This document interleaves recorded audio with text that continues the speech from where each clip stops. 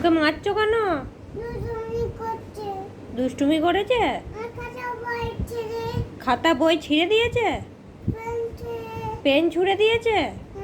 ও, ওই জন্য তুমি মারছো অমনি করে?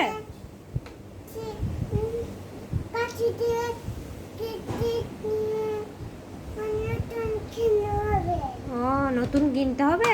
সব সব ছিঁড়ে দিয়েছে আর ভেঙে দিয়েছে?